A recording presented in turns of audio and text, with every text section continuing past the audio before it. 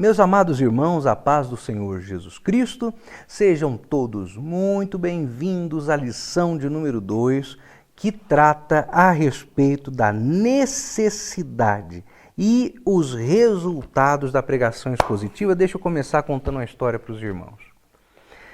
Veja o que é a falta de intimidade do povo com o texto bíblico. E por que nós temos a necessidade logo então da pregação expositiva. Uma vez fui chamado para pregar num congresso, acho que era congresso de jovens, sei lá. E alguém me chamou, eu fui lá, me preparei, perguntei para o irmão direitinho qual era o tema. O irmão falou: pastor, é Amós capítulo 4, verso 12, só a parte B. E quando começa com esse negócio de parte A, parte B, parte C, a experiência já me diz que estão escolhendo um texto fora de contexto.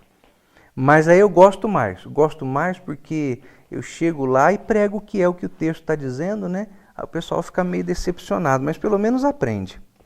Então, fui ler lá Amós 4,12, prepara-te, ó Israel, para encontrares com teu Deus. O culto foi todo só de hino sobre a volta de Jesus. E Jesus vai voltar, Jesus vai buscar o povo, Jesus vai levar a noiva, eu vou morar no céu, eu sou peregrino, e por aí vai, que coisa linda, todo mundo esperando arrebatamento, e eu com o texto bíblico, o sermão montadinho já dentro da Bíblia, pensando, meu Deus, coitado dos jovenzinhos. E agora o que eu faço? Eu prego a palavra do jeito que a palavra significa e é, ou eu me junto a eles no engano deles? E fiquei pensando, fiquei com dilema, irmão, fiquei mesmo, porque os jovens estavam tão animados lá da volta de Jesus. Eu vou me encontrar com Jesus, me encontrar com Jesus. E, gente, e agora o que eu faço? Aí chegou a hora de pregar, e eu pensei, não tem conversa. Eu não posso me juntar a eles no erro deles. É melhor eu abrir-lhes os olhos, não é? E deixa o Espírito Santo operar, gente. Então fui explicar para eles que prepara-te, ó Israel, para encontrar com teu Deus, não é uma frase escatológica. Não está falando de arrebatamento, está falando de juízo. Mais ou menos quando os pais falam para os filhos assim, prepara, quando chegar em casa você vai ver. É isso. Aliás, leia o capítulo 4 de Amós e você vai ver, algumas Bíblias inclusive já trazem lá na abertura do capítulo 4 a frase, a epígrafe, o anúncio de um castigo. Aí está falando tanto que Deus fez contra várias nações e agora ia fazer daquele jeito com Israel. Então, portanto, assim te farei, Israel. Vou te subverter, vou te derrubar como Sodoma, vou te destruir como Gomorra, vou te lançar a peste como fiz com o Egito, vou te dar espada, vou te dar tragédia. Assim eu te farei, Israel. Prepara-te para encontrares com teu Deus. Irmão, que tem arrebatamento aqui? E aí, o que eu fiz? Preguei o texto, no seu contexto. Uma pregação expositiva. No bom português, o pau quebrou. O pau quebrou. E aí o que aconteceu?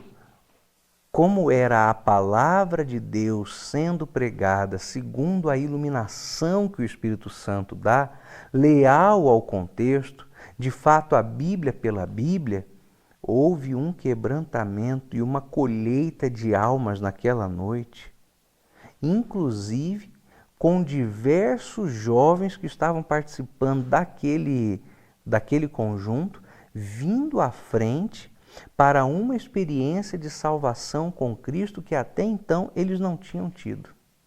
Glória ao nome do Senhor. Diante disso, vamos explorar esta lição que fala sobre a necessidade e os resultados da pregação expositiva. Qual é a importância de alimentar o rebanho? Nós precisamos entender que alimentar o rebanho de Deus é a principal tarefa dos pastores. A principal tarefa dos pastores, meus irmãos, não é contar o dinheiro da tesouraria, Não é como acontece em muitas igrejas, e é feio demais quando isso acontece. O tesoureiro desce no meio do culto com o talão de oferta da tesouraria e dá para o pastor assinar na hora do culto. Irmão, que coisa feia. É de uma falta de decência, de solenidade. Eu não quero nem falar sobre isso. A principal tarefa do pastor não é gerenciar a construção de congregações. A tarefa do pastor é alimentar a igreja, não é ir ao banco pagar contas, não é ver se o papel higiênico acabou, não é ficar dando anúncio de cantina. A tarefa do pastor é alimentar o rebanho, é nutrir as ovelhas, é dar comida para as ovelhas. Essa é a tarefa do pastor. E não dá para alimentar o povo, não dá para alimentar as ovelhas, senão com Bíblia.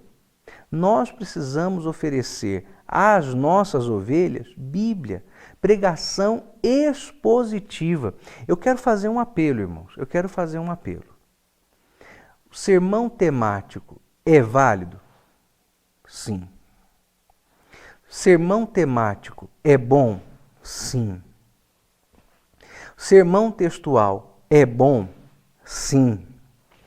Posso pregar textualmente? Pode, por favor, faça isso. Mas o meu apelo é: façam o maior esforço possível para pregar expositivamente. É do que nós estamos tendo falta. Agora presta atenção, antes de falar ainda mais sobre a necessidade do sermão expositivo. Não vai pensar que fazer sermão temático ou fazer sermão textual é moleza. Nunca foi. É difícil, porque é sermão. E sermão bem feito dá trabalho. Não importa se é temático, não importa se é expositivo, não importa se é textual. Se é um sermão bem feito, ele dá trabalho. Ponto final. Porém, entre o sermão textual bem feito, o sermão expositivo bem feito e o sermão temático bem feito, aquele que dá melhores resultados dentre todos é o sermão expositivo bem feito. Por isso, meu apelo, procurem pregar a Bíblia expositivamente. Mas quer expositivamente, quer temático, quer textual, a principal tarefa do pastor é alimentar a igreja. Os irmãos se lembram que em Atos capítulo 6, quando houve a instituição dos diáconos, os apóstolos disseram: não é lícito que nós abandonemos o ministério da palavra e da oração para atender às mesas.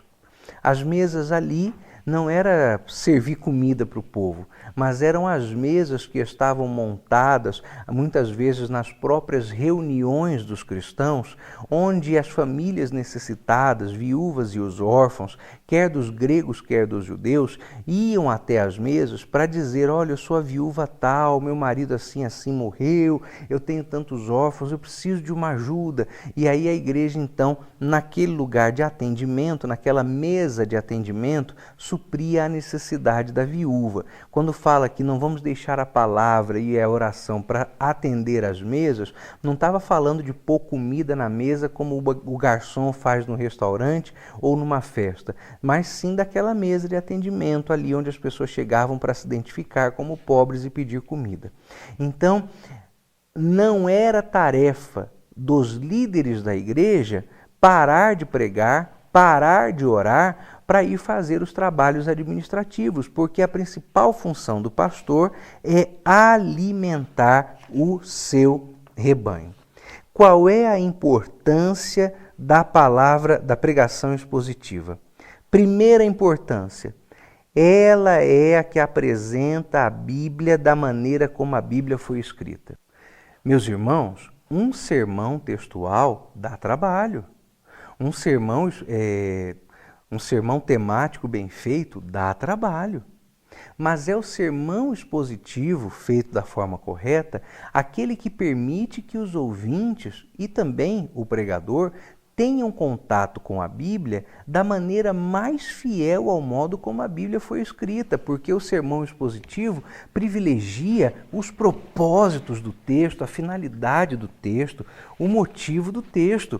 O sermão expositivo é, portanto, o mais necessário para que nós possamos declarar a intenção original do escritor, do autor da palavra, que é Deus.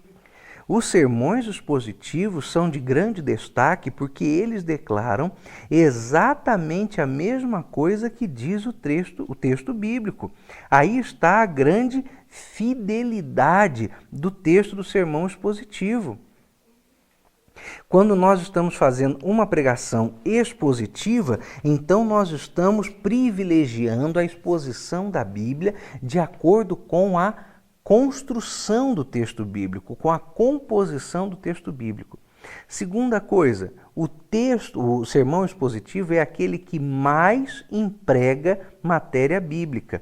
Por mais que no sermão temático você possa enfileirar uma quantidade muito grande de versículos para tentar esgotar um tema, ou no sermão textual você se esforce muito com aqueles 2 versículos selecionados, só o sermão expositivo é que permite uma exposição bem pormenorizada da palavra de Deus, inclusive com questões históricas, extra-bíblicas, que estão confirmadas pela palavra de Deus, e aí você permite que as pessoas tenham mais contato com a Bíblia. Observe que interessante, eu já vi algumas pregações assim, que você deve ter visto também, meu irmão. O pregador terminava de ler o texto bíblico, né? Normalmente um versículozinho só, uma frasezinha, aí ele dizia: pode fechar a sua Bíblia e prestar atenção em mim. É justamente o contrário do que faz o pregador expositivo. Eu, inclusive, toda vez que prego, tenho uma frase que uso, e já vi até algumas pessoas querendo brincar comigo, né? Ei, pastor, falou aquela frase de novo, hein? Mas é o que é, irmão. Toda vez que eu prego, depois que eu termino a leitura bíblica, eu digo assim: agora deixe a sua Bíblia aberta, porque voltaremos a esse texto algumas vezes hoje ainda. Claro, eu não estou pregando a Bíblia. Mas que loucura mandar alguém ler a Bíblia e fechar a Bíblia. Não, meu irmão, a Bíblia fica aberta para o crente ouvir, ir ao texto, ouvir o pregador, verificar o texto, julgar a mensagem pelo texto, como os crentes de Bereia faziam. Agora uns malucos aí que lê a Bíblia, na verdade o que o sujeito faz é ler um versículo bíblico para ilustrar a ideia que ele teve. É uma loucura. Ele tenta encaixar a Bíblia na ideia que ele teve, ao invés de verificar se a ideia que ele teve se conforma com a palavra de Deus ou não, e caso não, ele tem que descartar. Então a pregação expositiva é aquela que permite maior uso de material bíblico. Terceiro, a pregação expositiva é aquela que permite explicação profunda da palavra de Deus. E profundidade aqui, de acordo com o que está nos propondo o nosso autor, significa olhar uma casa por dentro. E aí eu tenho profundidade. Se eu rodeio um texto, mas não entro nos seus detalhes, é a mesma coisa que olhar uma casa por fora. Alguém compra uma casa só olhando a fachada? Então, para que haja relacionamento profundo com o texto e o pecador possa voltar-se para Cristo, o crente possa melhorar a forma como ele serve ao Senhor, ele precisa estar inteirado dos aspectos detalhados daquele texto, pormenorizadamente. A palavra de Deus exige uma explicação muito eficiente. Nenhuma outra coisa nas mãos do pregador é tão poderosa como a palavra de Deus. Ela compartilha o caráter de seu autor, que vive e permanece para sempre. Então, essa é a terceira característica pela qual nós devemos optar pela pregação expositiva. Outra coisa, a pregação expositiva tem essas justificativas para o seu uso e tem os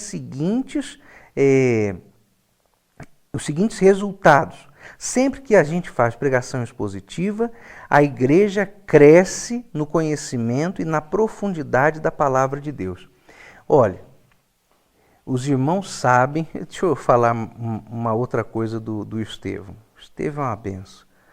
Outro dia o Estevão chegou para mim e falou assim: ei, pai, eu gosto dos hinos clássicos. Eu falei: é mesmo, meu filho? Por quê? Ah, porque os hinos clássicos têm conteúdo. Os hinos clássicos têm boa letra. Os hinos clássicos nos fazem pensar. Esses hinos modernos hoje parece que são feitos assim na pressa, na correria. É uma frase só para ficar repetindo 1 milhão de vezes. Então não gosto desses hinos, não. Irmão, eu ouço meu menino falar isso aí, eu fico feliz. E Jesus está um crente bereano, está uma bênção, não vai ser levado por qualquer vento de doutrina, não. Agora é o seguinte, irmãos. Somente o sermão expositivo é que nos leva à profundidade no conhecimento da palavra. Quando você vê esses hinos fraquinhos, ralos, débeis, sem mensagem alguma, hinos que chamam Deus, irmão, Deus, de você, que tratam o relacionamento entre o crente e Deus como um caso de paixão. Não, esses hinos aí são vazios. Mas por quê? Porque o púlpito também está vazio. Aquilo que se prega é o que se vive e o que se canta. Se nós temos boa mensagem, temos bons hinos, temos boas pregações, temos bons crentes. Se temos mensagens ruins, temos maus crentes, temos más pregações e temos maus hinos, má vida cristã, mau rendimento espiritual. Logo, a palavra de Deus, quando pregada expositivamente, é aquilo que melhor permite à igreja aprender com profundidade. Uma igreja que aprende com profundidade é uma igreja que produz com produtividade, com profundidade. E a palavra de Deus, pregada expositivamente, é que nos garante esta exposição profunda. Segunda coisa, quando nós temos uma quantidade boa, grande de pregação expositiva e pregação expositiva de qualidade, então o que nós temos é algo maravilhoso, que é uma motivação na igreja para estudar a Bíblia. Às vezes alguém chega perto de mim e fala: ei, pastor Gunnar, irmão, pregou esse texto hoje, eu nunca ouvi ninguém falar sobre isso. E a pessoa pode estar com a impressão de que eu obtive uma revelação única e exclusiva sobre o texto. Não, na verdade é porque ninguém parou para estudar o texto. Mas se alguém tivesse parado para estudá-lo, certamente teria aprendido do texto em profundidade como eu estava ensinando. Basta estudar. Então o que acontece é que as pessoas, ao ouvirem pregação expositiva, acabam se animando em querer aprender com profundidade também. Eu quero estudar mais, quero conhecer mais. Isso acontece, eu vou contar para os irmãos. Acontece muito lá na minha casa. Às vezes a gente volta de um culto em que eu tive a oportunidade de pregar e pela misericórdia de Deus o Senhor abençoou. E aí a minha esposa sempre fala assim: olha, eu volto das suas pregações com ainda mais vontade de continuar sempre estudando a Bíblia. E olha que a minha esposa estuda muito a Bíblia. Mas é um dos efeitos da pregação expositiva. Quando eu ouço mensagem expositiva, irmãos, eu me sinto insuficiente diante da palavra de Deus, que é como tem que ser. Mas aí você poderia pensar: mas pastor Gunnar, ele não é um estudioso, não é um pregador? Como assim? Meu irmão, a Bíblia é inesgotável, a Bíblia não acaba, a Bíblia não finda, essa mensagem não envelhece, essa mensagem é nova continuadamente, jamais essa mensagem fica ultrapassada. Todas as vezes que eu estou diante de pregadores expositivos, eu sinto mais vontade de estudar a palavra de Deus, é um dos resultados da pregação expositiva. Outra coisa, a pregação expositiva acaba apresentando uma grande variedade de assuntos para novos sermões. Todas as vezes que nós revisamos o texto bíblico, todas as vezes que nós nos dedicamos à pregação expositiva, nós aprendemos mais e acabamos nos despertando a vários outros assuntos e textos que devem e podem ser pregados. Então a pregação expositiva enriquece a igreja de uma forma maravilhosa. E para o pregador? Bom, para começar, a pregação expositiva acrescenta autoridade à pregação. Agora, essa aqui é maravilhosa. Os irmãos sabem uma experiência. Eu tinha aproximadamente 26, 27 anos talvez, quando eu fui chamado para pregar em um culto de família, para dar um estudo num culto de família. E eu fui, não me recusei. Mas eu estava me sentindo assim bem incomodado, porque aos 27 anos eu tinha apenas 3 anos de casado e não tinha filhos ainda. E eu fiquei pensando, meu Deus, o que eu vou fazer no culto de família? Eu não tenho filhos, sou praticamente recém-casado, 3 anos de casado só, e não vivi nada dentro de um lar. Como é que eu vou falar sobre família? Que experiência eu vou contar? Que história eu vou contar? E era um período bem curioso, isso aí é do ano de 2000, essa experiência que eu estou contando é do ano de 2007. 2007. Nós estamos hoje em 2020, então 13 anos atrás. E fiquei pensando, e agora? E era uma época que estava começando a entrar na moda, mais do que em qualquer outro momento, os pregadores, animadores de auditório nos cultos de família.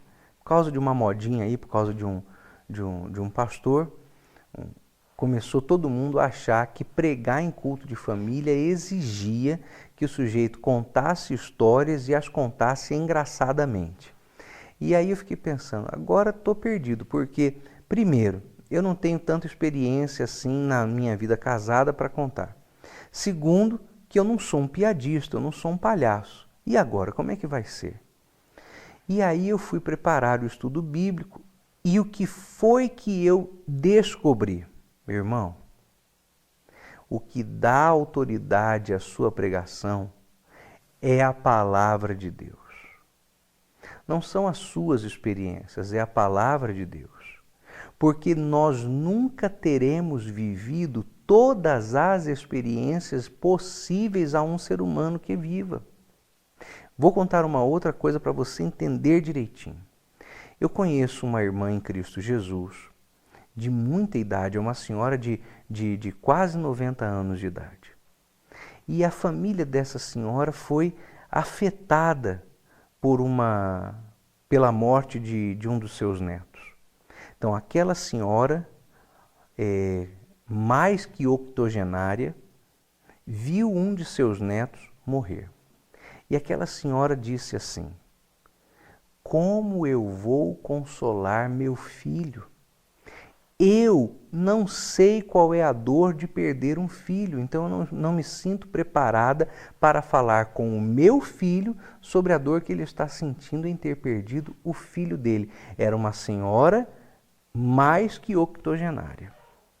Você percebe então, meu irmão, que nunca haverá em você todas as experiências e todas as vivências que te permitam solucionar por conselho, orientação ou pregação as ansiedades de quem o está ouvindo?